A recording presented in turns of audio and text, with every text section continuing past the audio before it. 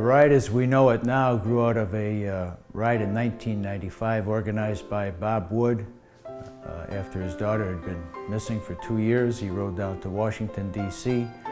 with 7 other men to deliver a message to Congress about the plight of missing children. That was in 1995.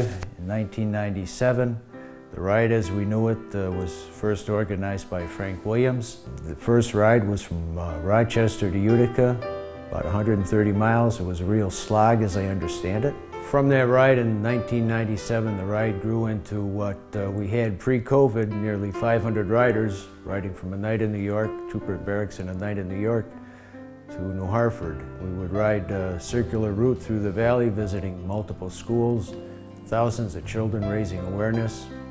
We went from the 500 riders, and then COVID put a pause on all that. We had to do virtual rides. People rode on their own, but now we're back in person. We've organized another ride, reinvented it, the Ride 2.0. We're down to 200 riders riding from Sequoia, doing a new route. We're riding south through Madison, Mohawk, Ilion, Herkimer, Poland, Newport, West Canada Valley, Holland Pat, and then returning to Utica through Whitesboro, New Hartford, Utica, back up to Sequoia. Riders' responsibility is to raise $300 now. It used to be $5, but they wanted to make it more an easier way for them to participate, so now they have to do that. And the reason they ride and why they do that is to bring in funds so we can continue our mission, teaching children, poster distribution, and to help the National Center with facial recognition and doing whatever we can to save children. Along with the responsibility of fundraising, the riders have an obligation to train so they are able to do a 100 or an 80 or 100 plus mile ride. They have to do this to get themselves in condition. Our legs are not that long, but you still need to train for it. In view of that, they also the fundraising and holding events to do fundraising themselves to raise money for the poster distribution and education, and that's our goal. I personally got involved in the Ride for Missing Children 22 years ago when my husband participated, and I knew I could do it. And I did it for saving children, anything for children, and giving parents hope that we never give up looking for their missing child. We never give up looking, we never forget the missing child. And that is our mission, helping keep our children safer, one child at a time. The actual day of the ride is a day that you can't, it's very difficult to explain it. It's like it's in your heart and you just ride really hard, you do what you have to do.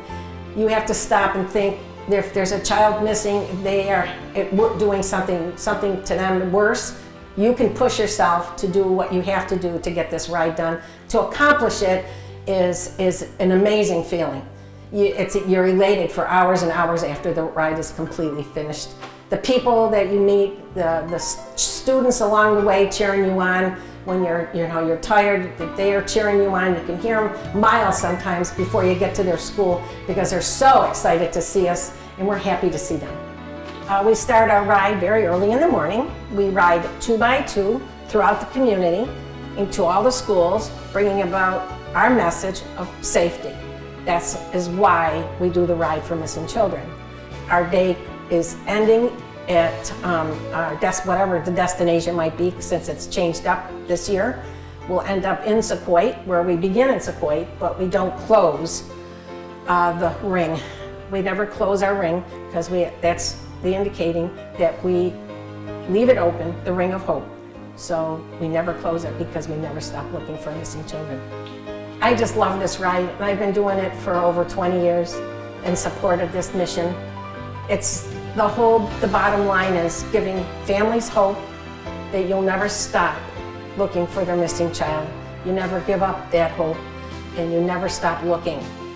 And the reason for that is you have to do what you have to do to give them all the hope that they can possibly have, and that includes all the people who do the ride, and that's why they do it. And the bottom line is we do this, and it's our mission to help keep children safer, one child at a time.